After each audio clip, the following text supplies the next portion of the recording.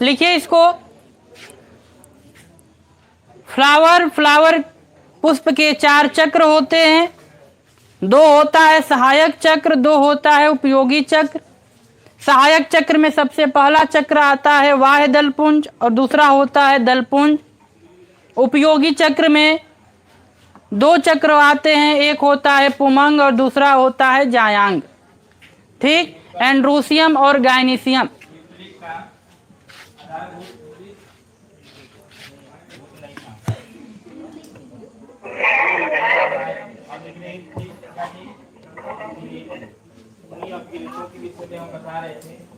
सहायक चक्र 2 होता है, उपयोगी चक्र।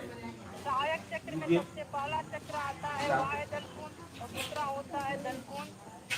उपयोगी चक्र रीडिंग बनाइएगा आप लोग।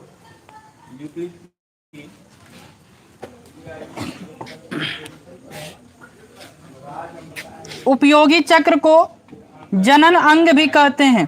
पुष्प का जनन अंग भी कहा जाता है, रिप्रोडक्टिव आर्गन। रिप्रोडक्टिव आर्गन, ठीक। जनन अंग कहा जाता है किसको? उपयोगी चक्र को। लिखिए, जल्दी लिखिए।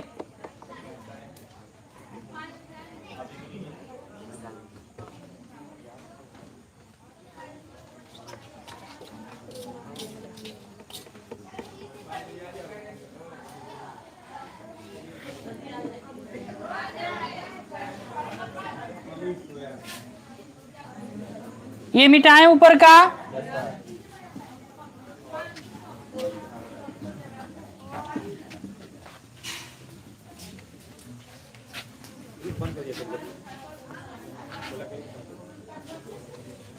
देखिए,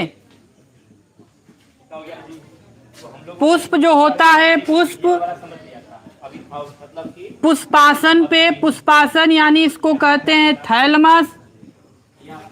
पुष्प पुष्पासन पर स्थित होता है।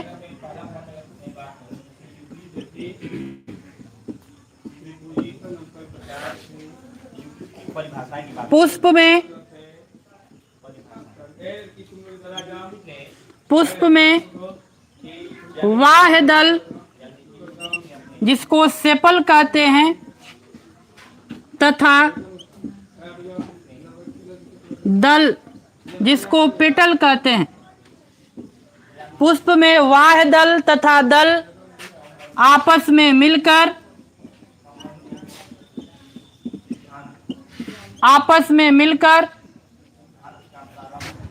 बाह्य दलपुंज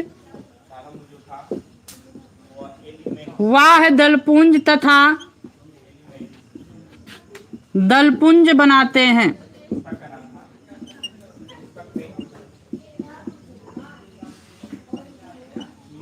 बाह्य दलपुंज तथा दलपुंज बनाते हैं। ठीक है, मिटाए ना? यहाँ तक लिख लिए हैं? यहाँ तक लिखे हैं ना? सहायक चक्र, उपयोगी चक्र नहीं लिखे हैं? लिखिए पहले।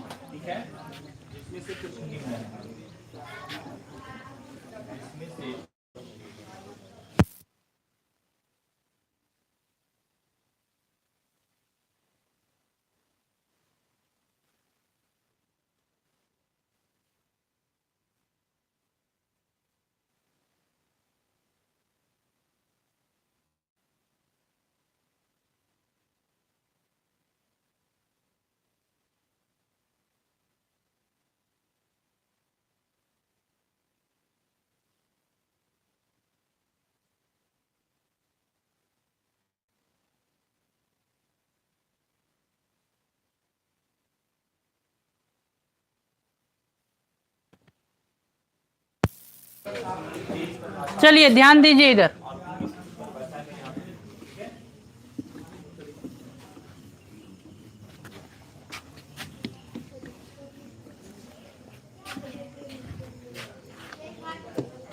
इधर तीसरा पॉइंट लिखेंगे। पुष्प में पुंकेसर समझाते हैं अभी। पुंकेसर यानी स्टेमन, पुंकेसर तथा अंडप या इसी को कहते हैं स्त्री केसर, जिसको इंग्लिश में कार्पल कहते हैं। आपस में मिलकर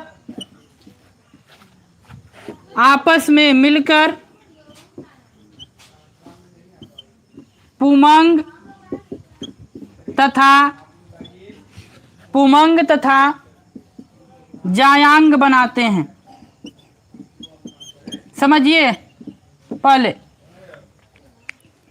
यहाँ पे जो पुष्प होता है वह पुष्पासन यानी थैलमस पर स्थित होता है। ठीक, पुष्प में हम अभी लिखवाए थे यहाँ पे जो उसका सहायक चक्र होता है, सहायक चक्र, जिसको बाह्य दलपुंज कहते हैं। यह पुष्प के जो सबसे बाहर पाया जाता है, पुष्प में सबसे बाहर पाया जाता है, जो ग्रीन कलर का होता है। हम पुष्प जब देखते हैं तो पुष्प में जो सबसे बाहर कवरिंग पाई जाती है, जो ग्रीन कलर की होती है, उसी को बाह्य दलपुंज कहते हैं। और बाह्य दलपुंज के बाद जो पुष्प में जो बाह्य दलपुंज के बाद जो रंगीन कलर की पंखुड़ियां पाई जाती हैं, उसको दलपुंज कहते हैं।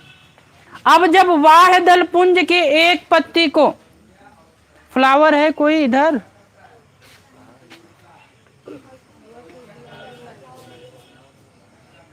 उसी को लाइए, उसी को दीजिए फ्लावर को।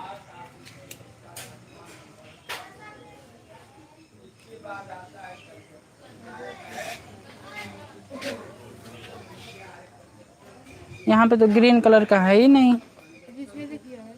वाह दलपुंज है नहीं।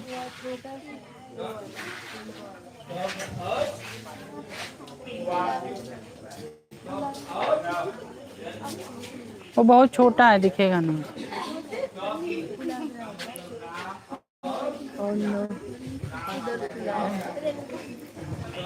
पकड़िए, चलिए हम बताते हैं आपको। वाह दलपुंज जैसे कि गेंदा का जो फूल होता है, गेंदा का फूल देखे हैं आप, गेंदे के फूल में सबसे बाहर, उसके बाहर देखेंगे ग्रीन कलर की पत्तियां जैसे संरचना पाई जाती हैं, जो बड को ढकी रहती हैं, कलिका को ढकी रहती हैं। समझिए पहले, उसके बाद लिखिए, समझ लीजिए। जो हम पुष्प देखते हैं, पुष्प, उस पुष्प में सबसे बाहर एक ग्रीन कलर की कवरिंग पाई जाती है, जो पत्ती की जैसे होती है। ठीक, उसी को बाह्य दलपुंज कहते हैं। और जब उसके एक पत्ती को हम हटाकर देखेंगे, जब उसके एक पत्ती को हम देखेंगे तो उसी को बाह्य दल कहा जाता है। इंग्लिश में बाह्य दलपुंज को कैलिक्स कहा जाता है, लेकिन इस कैलिक्स की एक पत्ती को, कैलिक्स की एक पत्ती को सेपल कहते हैं, सेपल। ठीक, वैसे ही जब हम कैलिक्स के अंदर प्रवेश करते हैं, जब कैलिक्स के अंदर प्रवेश करते हैं तो हमें रंगीन यानी कलरफुल संरचना दिखाई देती है, जिसको दलपुंज कहते हैं। और दलपुंज को इंग्लिश में कोरोला कहते हैं, और उसके एक पत्ती को हम लोग दल कहते हैं। तो पुष्प में बाह्य दल तथा दल आपस में मिलकर बाह्य दलपुंज तथा दलपुंज बनाते हैं। देखिए, ये एक पुष्प है।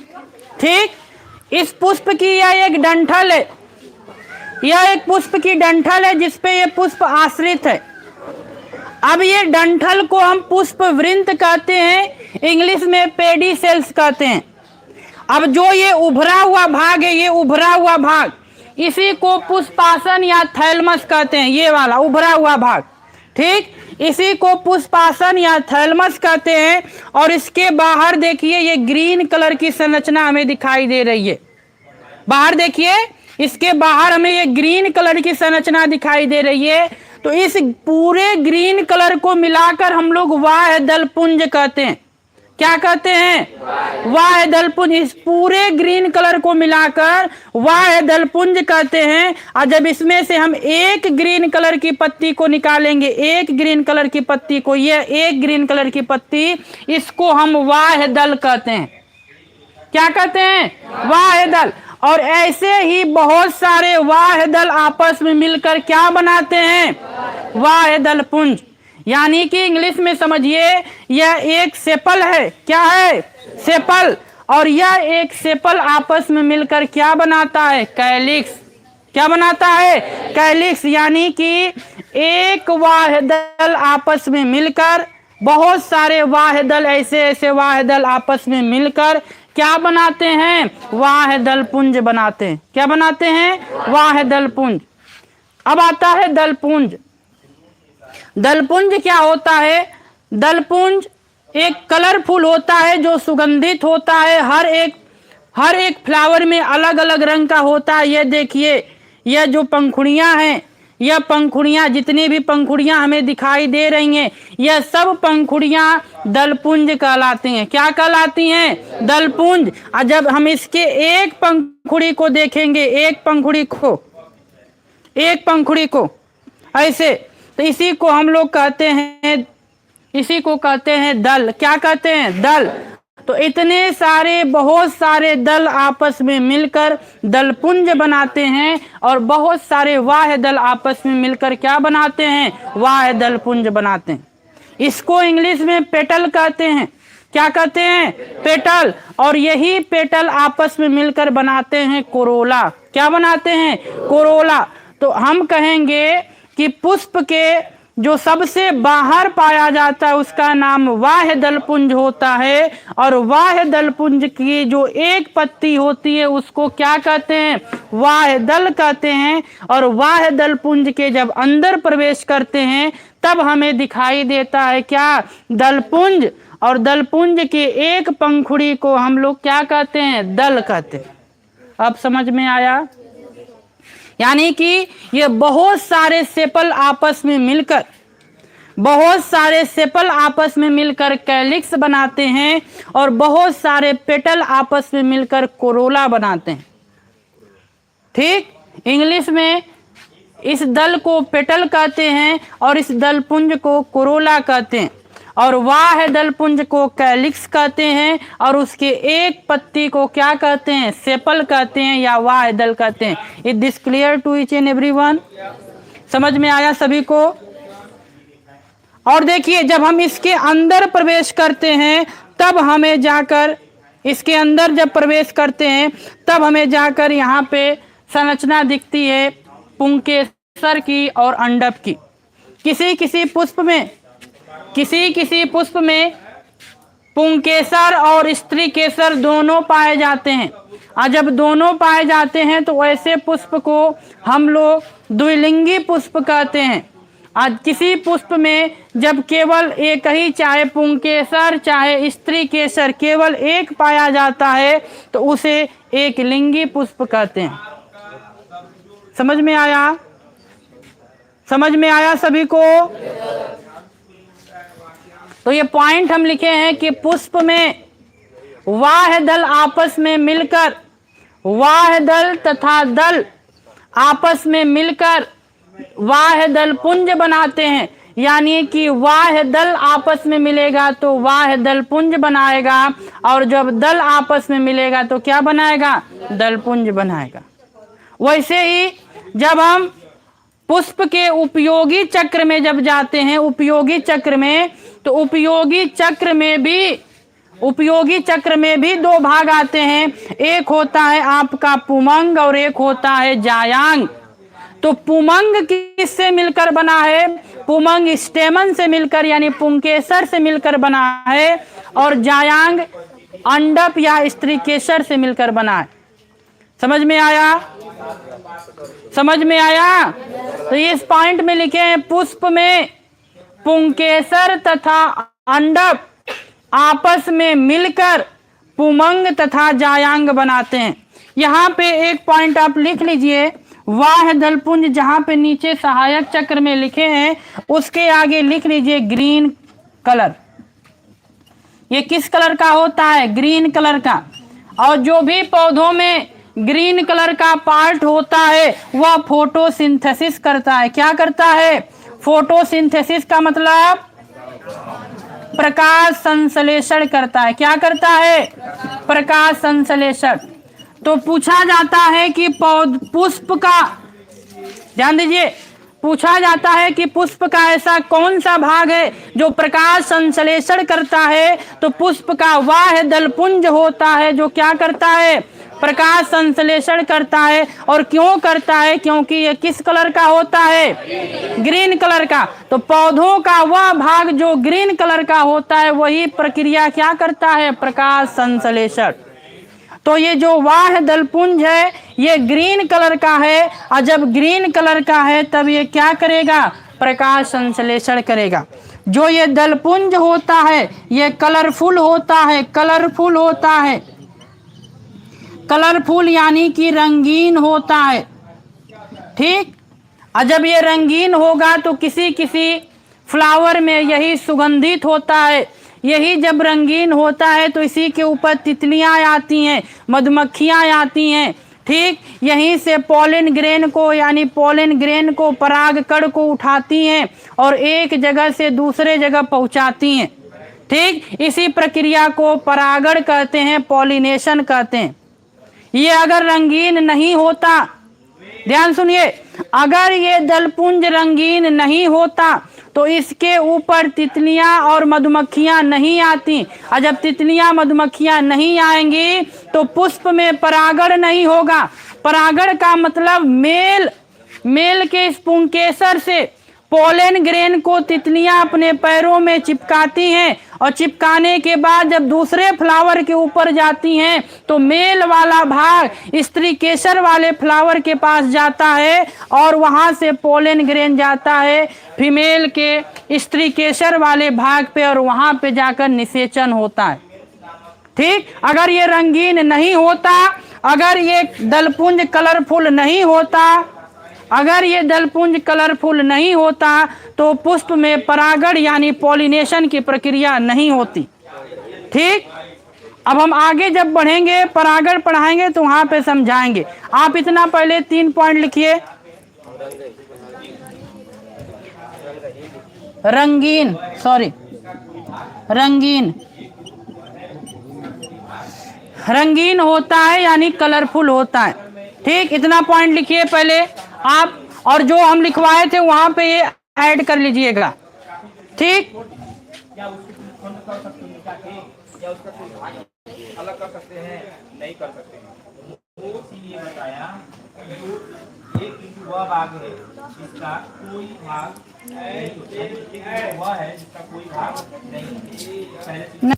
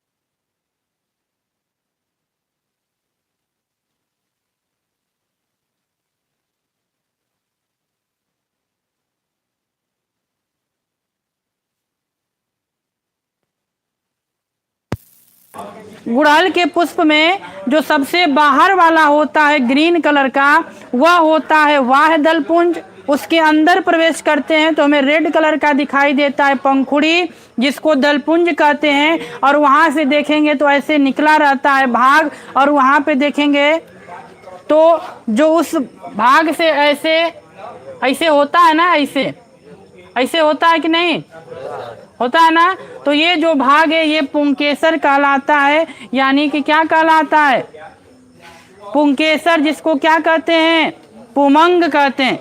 यह एक को पुंकेसर कहते हैं, और जब बहुत सारे पुंकेसर आपस में मिलते हैं तो बनाते हैं पुमंग। क्या बनाते हैं, पुमंग बनाते हैं। ठीक, लिख लिए इतना। आइए हम एक पुष्प की संरचना देखते हैं। लग रहा है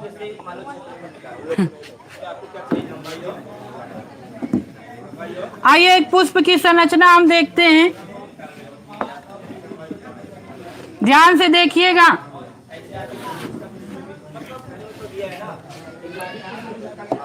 ध्यान से देखिए,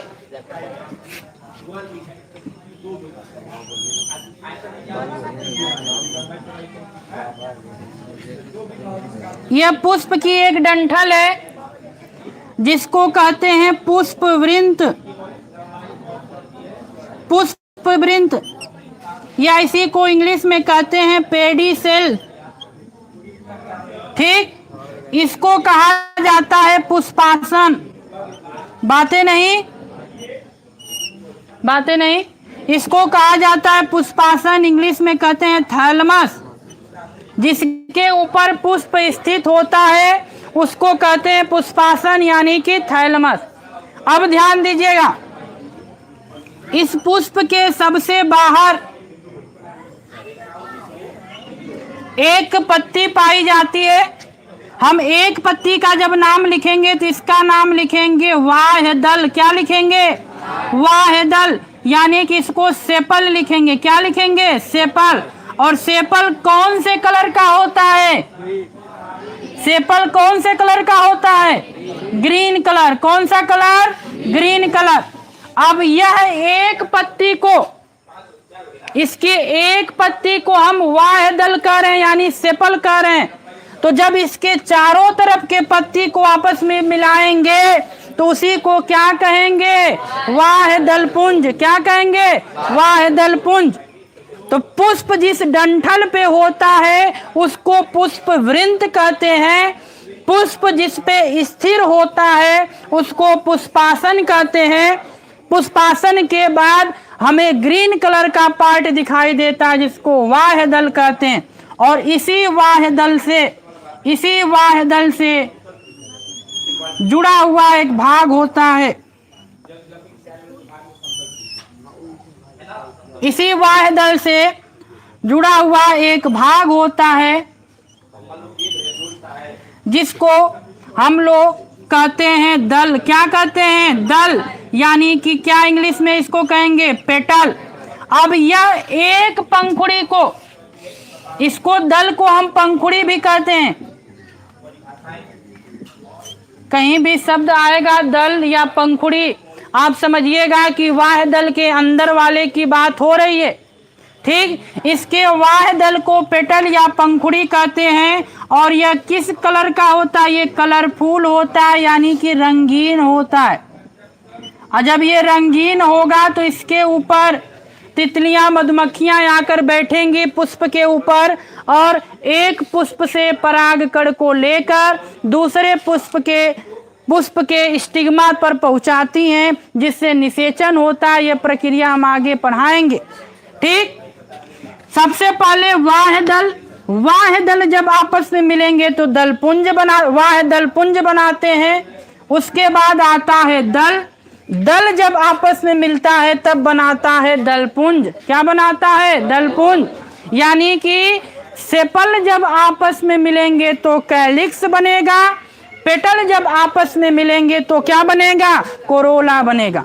ठीक, और इसके अंदर जब प्रवेश करेंगे, ध्यान दीजिए,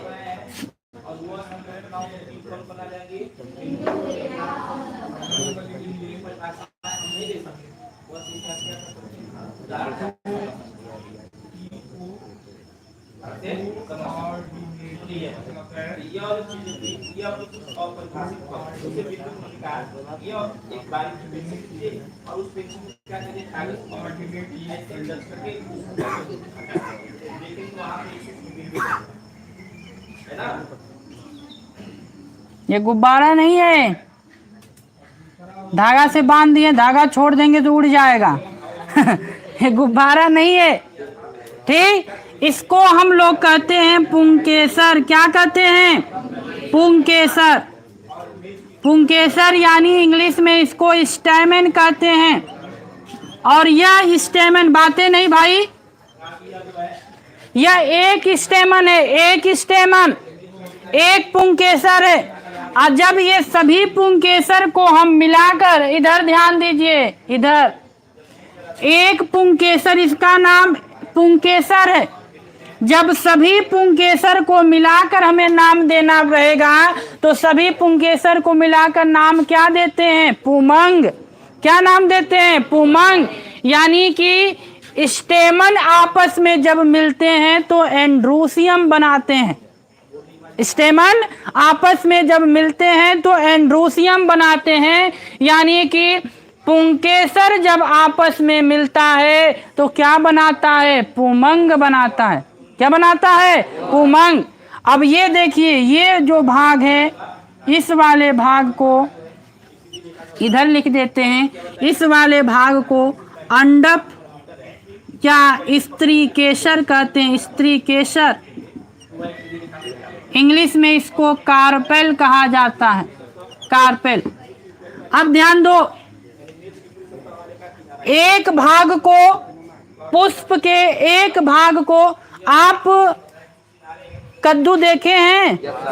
कद्दू में जैसे ही जब उसमें फल आने लगता है तो उसके नीचे देखेंगे कि धीरे धीरे वो फल आने लगता है और फ्लावर ऊपर जाने लगता है। उस कंडीशन को हम हाइपोगाइनस बोलते हैं। क्योंकि ये जो इस फ्लावर का, ध्यान दीजिए, इस फ्लावर का जो स्त्री केसर वाला भाग है, स्त्री केसर वाला भाग ही धीरे धीरे फूलने लगता है और वही आगे जाकर बड़ा होता है। और स्त्री केसर वाले भाग के अंदर जब हम उसको कट करते हैं तब हमें सीड दिखाई देता है।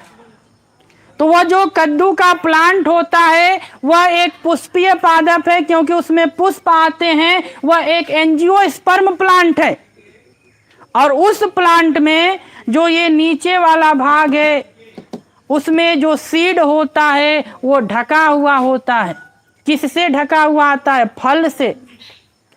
ये अंडाशय ही आगे जाकर पक जाता है। इसका नाम है अंडाशय, इसका नाम है वर्तिका, इसका नाम है वर्तिकाग्र, इसका नाम स्टिग्मा स्टाइल ओवरी। पके हुए ओवरी को ही फल कहते हैं। पके हुए ओवरी को क्या कहते हैं? फल। जो हम ये मैंगो में खा रहे हैं, बल्कि पुष्प का हम ओवरी खाते हैं। और उस ओवरी के अंदर जब प्रवेश करते हैं तब हमें सीड दिखाई देता है। सीड यानी कि बीज। इसके अंदर पाया जाता है बीजांड। अब इसके अंदर जब संरचना हम पढ़ेंगे तो बताएंगे। इसके अंदर पाया जाता है बीजांड। बीजांड के अंदर प्रवेश करते हैं तो हमें भ्रूण कोश दिखाई देता है, एम्ब्रियो सैक। और एम्ब्रियो सैक के अंदर जब प्रवेश करते हैं तब हमें फीमेल गैमीट दिखाई देता है, जिसको एग कहते हैं। इसके अंदर अभी बहुत सभी संरचनाएं हैं। इसके अंदर भी अभी बहुत संरचनाएं हैं। हमें एक एक चीज को पढ़ना है, ठीक। अब देखो, अब यह अंडप जब आपस में मिलता है तो यही जायांग बनाता है। और पुंकेसर जब आपस में मिलता है तो पुमंग बनाता है। दल जब आपस में मिलता है तो दलपुंज बनाता है। और वाह्य दल आपस में जब मिलता है तो क्या बनाता है? वाह्य दलपुंज बनाता है, ठीक। स्त्री केसर के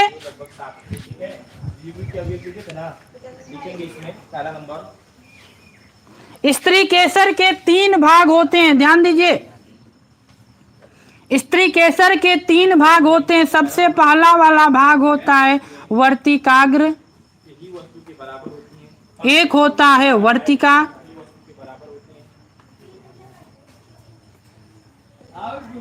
एक होता है अंडाशय।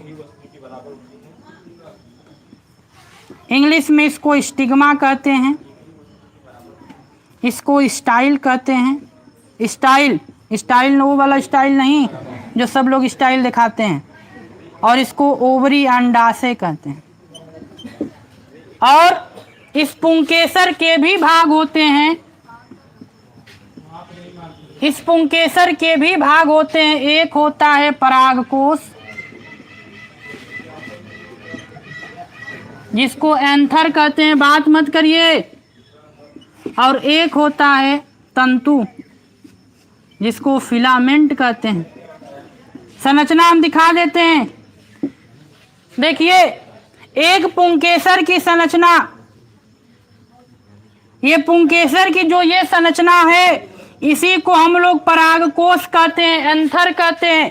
जो ये डंठल है, इसी को हम लोग तंतु कहते हैं। ये जो गाइनीशियम, ये जो कार्पल है, अंडप है, स्त्रीकेसर है, इसके ऊपर वाले भाग को, इसके ये ऊपर वाले भाग को वर्तिकाग्र कहते हैं। इसके ये बीच वाले भाग को, यहां से लेकर यहां तक के भाग को वर्तिका कहते हैं। और ये वाला जो भाग है उसको अंडाशय यानी कि ओवरी कहते हैं। Stigma, style, ovary, anther, filament मिलाकर बनता है स्टेमन। स्टिग्मा, स्टाइल, ओवरी मिलाकर बनता है कार्पल। बहुत सारे कार्पल आपस में मिलेंगे तो गाइनीशियम बनेगा। बहुत सारे स्टेमन आपस में मिलेंगे तो एंड्रोसियम बनेगा। बहुत सारे पेटल आपस में मिलेंगे तो कोरोला बनेगा। और बहुत सारे सेपल आपस में मिलेंगे तो कैलिक्स बनेगा। समझ में आया? ये पुष्प की संरचना है, बनाइए।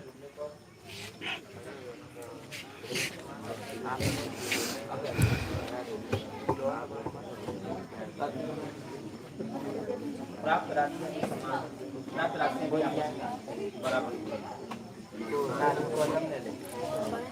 बनाइए, बातें नहीं बनाइए।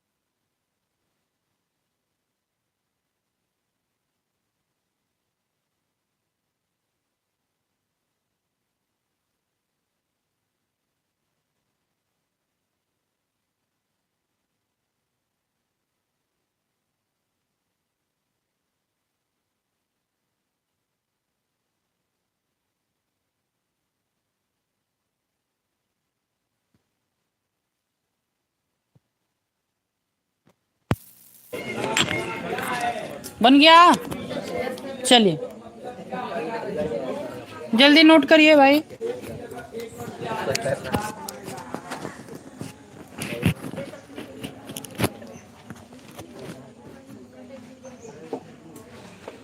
हेडिंग डालिए।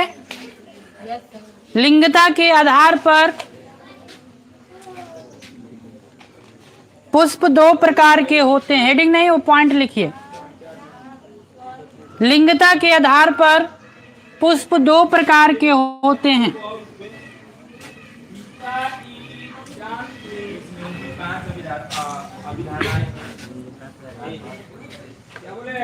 देखो यहाँ पे पहली अवधारणा लिंगता के आधार पर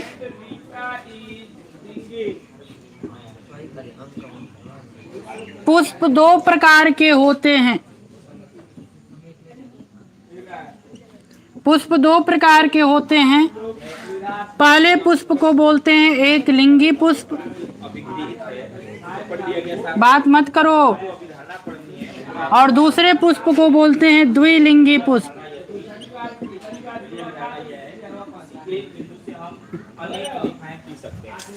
लिंगता के आधार पे पुष्प कितने प्रकार के? दो प्रकार के। एक लिंगी पुष्प, दूसरा द्विलिंगी पुष्प।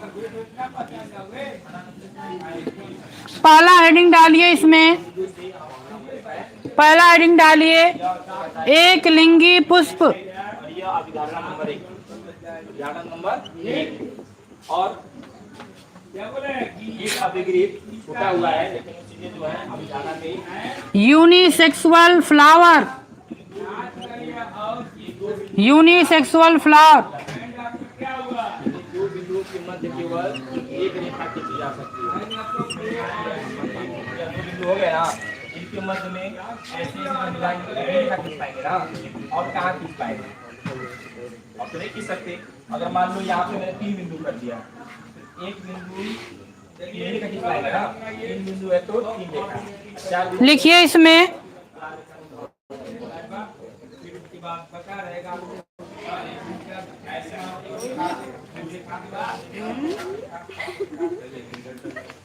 लिखिए यदि पुष्प में, हेडिंग डालिए एक लिंगी पुष्प। और लिखिए यदि पुष्प में जनन अंग ब्रैकेट में दूसरी अभिग्रेड दिया, एक शांत रेखा को अनिश्चित रूप से बढ़ाया जा सकता है। अंग नहीं, उसको चक्र कर लीजिए। जनन चक्रों, अंग को काट कर चक्रों कर लीजिए। जनन चक्रों ब्रैकेट में नर व मादा, ब्रैकेट में नर व मादा, ब्रैकेट बंद, में से कोई एक चक्र पाया जाता है।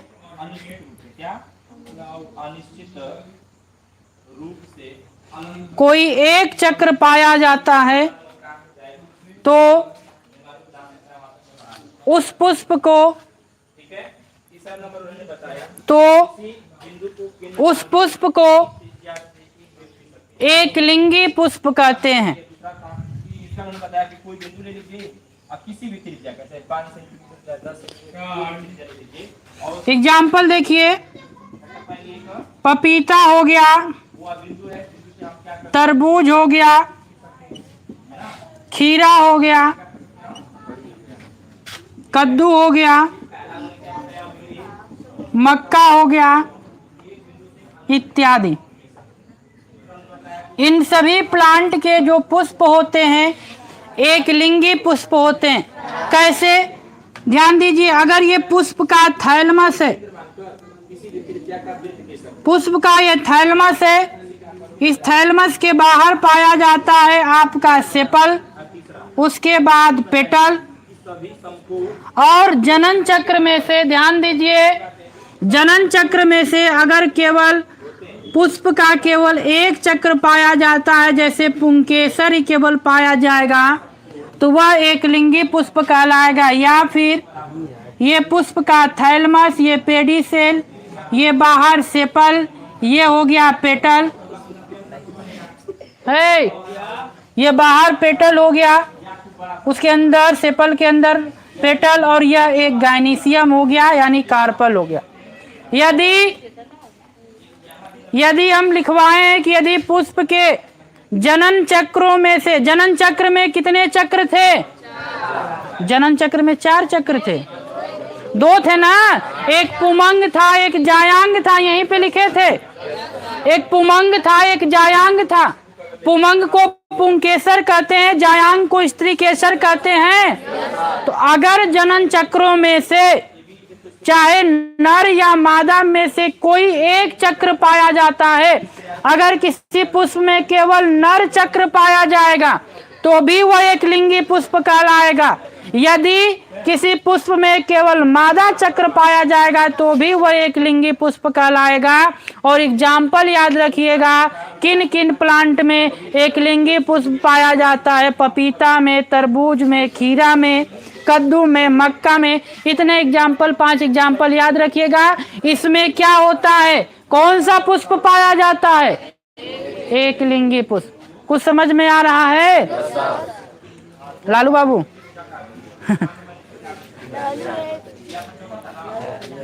एक लिंगी पुष्प यानी कि इस वाले पुष्प में केवल कौन सा चक्र है? नर चक्र है, मादा चक्र नहीं है तो एक लिंगी कहलाएगा। और इसमें कौन सा चक्र है? मादा चक्र है, तो भी ये एक लिंगी पुष्प कहलाएगा। एग्जाम्पल लिख लीजिए, दोनों नीचे बनाइए जल्दी से। एग्जाम्पल लिखिए, दोनों जल्दी बनाइए। फ्लावर बनाए रहेंगे तभी समझ में आएगा परिभाषा का मतलब। नहीं दिख रहा है? ऐसे उठाएं इसको, थोड़ा सा उधर हो जाइए ना। काहे बातें हो रही हैं?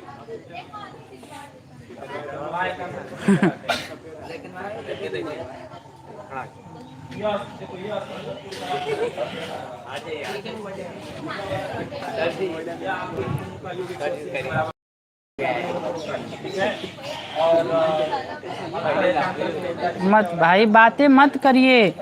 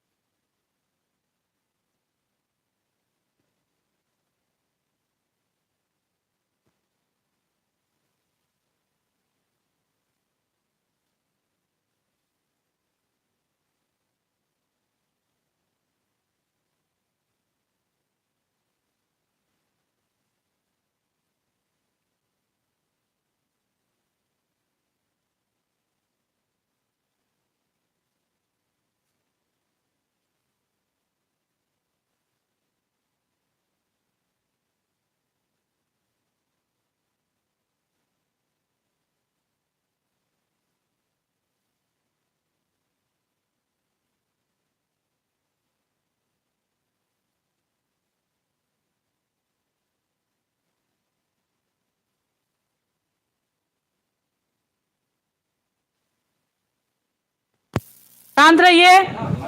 एक लिंगी पुष्प हो गया, दूसरा हेडिंग डालिए, द्विलिंगी पुष्प।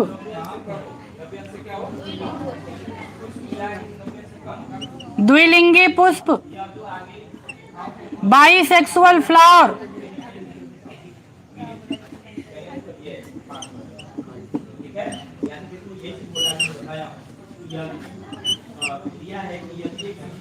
बाइसेक्सुअल फ्लावर, द्विलिंगी पुष्प। यदि एक सीधी रेखा है ना, 2 रेखाओं पर गिरकर एक ही और अंतः कोण इस प्रकार बनाए, एक ही और अंतः कोण इस प्रकार बनाए कि दोनों कोणों का योग मिलकर एक समकोण से कम हो, है ना। जो दोनों कोण बने हैं इस प्रकार बनाए कि दोनों का योग 90 से क्या हो, कम हो। बोले लिखिए, यदि पुष्प में रेखाएं वे दोनों सीधी रेखाएं और निश्चित रूप से हम यदि पुष्प में उसी ओर मिलती हैं, उसी ओर क्या होती है, मिलती है। दोनों जनन चक्र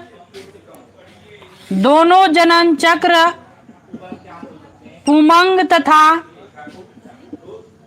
जायांग, यदि पुष्प में दोनों जनन चक्र पुमंग तथा जायांग एक साथ उपस्थित होते हैं,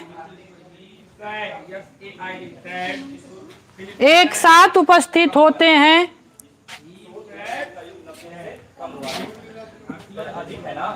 तो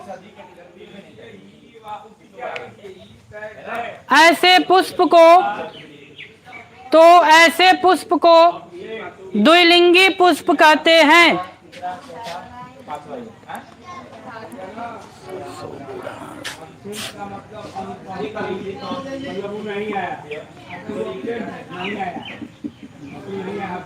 एग्जाम्पल देखिए, टमाटर, बैगन, गुलाब, सरसों, गुड़हल, इन सभी प्लांट के जो पुष्प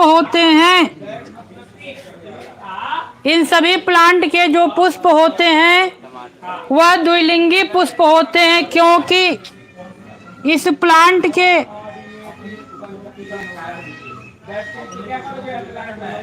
प्लांट में स्त्री केसर और पुंकेसर दोनों पुष्प साथ साथ पाए जाते हैं, दोनों भाग साथ साथ पाए जाते हैं। ठीक, ये लिख लीजिए एग्जाम्पल और ये बना लीजिए।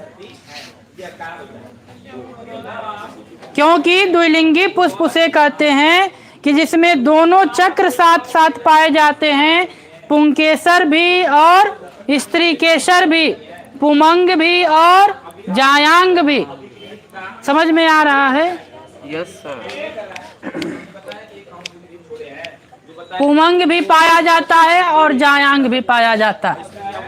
ठीक, बिंदुओं के मध्य असंख्य रेखा खींची जा सकती है। असत्य क्या है, ये भी सत्य, इसका भी कारण हम लिख लेंगे। तीसरा है एक शांत रेखा दोनों अब हम लोगों को जा सकती है। एक एक चीज पढ़ना है, उसको हम लोग कल पढ़ेंगे। जैसे कि पुष्प के 4 भाग होते हैं, पहला होता है बाह्य दलपुंज, दूसरा होता है दलपुंज, तीसरा होता है पुंकेसर और चौथा होता है स्त्री केसर। ये 4 भाग होते हैं। इन चारों भाग में से हमें एक एक भाग पढ़ना है। सबसे पहला भाग बाह्य दलपुंज के बारे में पढ़ेंगे, दलपुंज के बारे में पढ़ेंगे दल, और उसके बाद पुंकेसर के बारे में पढ़ेंगे, स्त्री केसर के बारे में। वो पढ़ने के बाद हम लोग उसके पुंकेसर के भाग पढ़ेंगे और स्त्री केसर के भाग पढ़ेंगे। ठीक, तो हेडिंग डालिए पुष्प के प्रकार, पुष्प के भाग। हेडिंग डालिए पुष्प के भाग, पुष्प के भाग। हेडिंग डालिए। क्या हुआ? हेडिंग डालिए पुष्प के भाग। Part of flower, part of flower.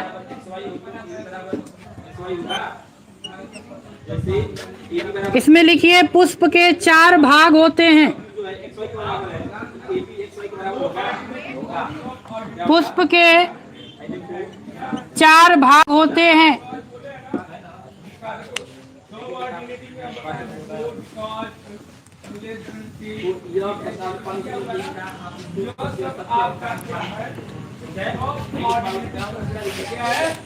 पुष्प के 4 भाग होते हैं।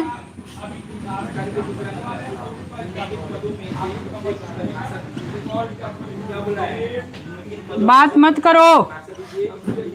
पहला होता है बाह्य दलपुंज, दूसरा होता है दलपुंज, तीसरा होता है पुमंग, चौथा होता है जायांग। अब इन चारों के बारे में हमें पढ़ना है, तो इसमें पहला हेडिंग डालिए क्या होती है? वायदल पुंज। जाइए कैलिक्स, इसमें लिखवाएं कि कल पढ़ाएं? हाँ लिखवाएं, ठीक। वायदल पुंज हेडिंग डालिए।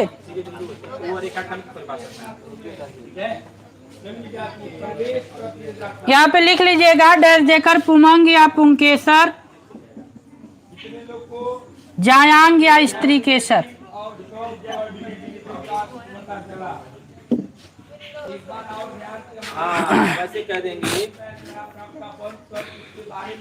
वैसे कह देंगे, हम ऐसे कहेंगे कि जो आपके वृत्त है, वृत्त के केंद्र और परिधि को मिलाने वाली रेखा को हेडिंग डालिए वाह दलपुंज।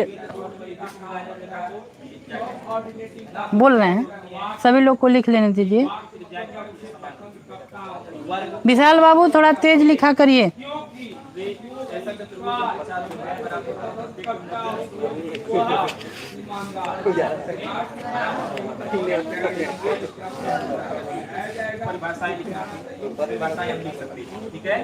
लिखिए, इसमें लिखिए यह पुष्प पत्रों का, यह पुष्प पत्रों का बाहरी वाला भाग होता है, यह बाहरी भाग होता है। यह पुष्प पत्रों का भाग या सबसे बाहरी चक्र होता है, कुछ भी लिख लीजिए, ठीक। यह पुष्प पत्रों का बाहरी वाला भाग होता है, लेकिन ये सेंटेंस ठीक नहीं लग रहा है। यह पुष्प पत्रों का चलो ठीक है, लिख लिए ना, ठीक है। आपको समझ में आना चाहिए, बाहरी भाग होता है या बाहरी चक्र होता है। चक्र में से सबसे बाहरी चक्र यही है ना, ये पुष्प पत्रों का सबसे बाहरी चक्र होता है, ठीक। अगला पॉइंट लिखिए, अगला पॉइंट लिखिए यह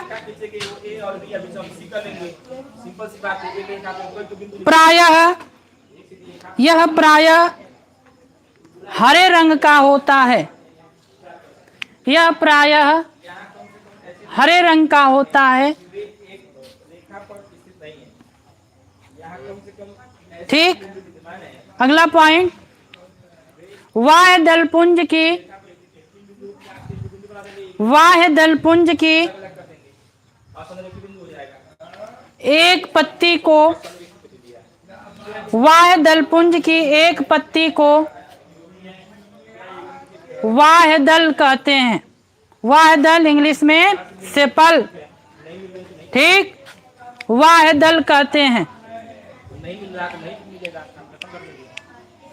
चौथा इसको सिद्ध करना है, पांचवा सिद्ध करना है, छठवां सिद्ध करना है। अगला पॉइंट लिखियो, वाह दलपुंज का मुख्य कार्य, वाह दलपुंज का मुख्य कार्य, वाह दलपुंज का मुख्य कार्य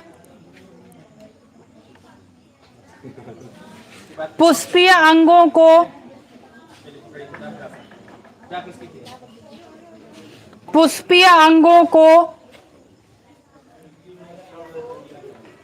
कलिका अवस्था में,